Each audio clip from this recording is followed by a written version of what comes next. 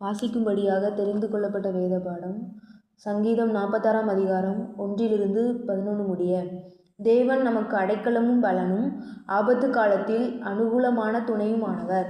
ஆகையால் பூமி நிலை மாறினாலும் மலைகள் நடு சமுத்திரத்தில் சாய்ந்து போனாலும் அதின் ஜலங்கள் கொந்தளித்து பொங்கி அதின் பெருக்கினால் பர்வதங்கள் அதிர்ந்தாலும் நாம் பயப்படோம். ஒரு நதியுண்டு, அதின் நீர்க்கால்கள் தேவனுடைய நகரத்தையும் உன்னதமானவர் வாசம் பண்ணும் பரிசுத்த ஸ்தலத்தையும் சந்தோஷிப்பிக்கும். தேவன் அதன் நடுவில் இருக்கிறார், அது அசையாது.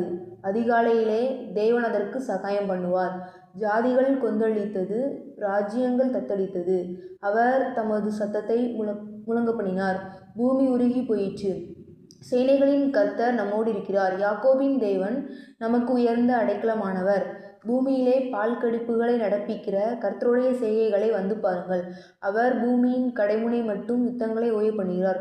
வில்லை ஒடித்து ஈட்டியை முறிக்கிறார், ரதங்களை நெருப்பினால் சுட்டரிக்கிறார். நீங்கள் அமர்ந்திருந்து நானே தேவனென்று அறிந்து கொள்ளுங்கள். ஜாதிகளுக்குள்ளே உயர்ந்திருப்பேன், பூமியிலே உயர்ந்திருப்பேன்.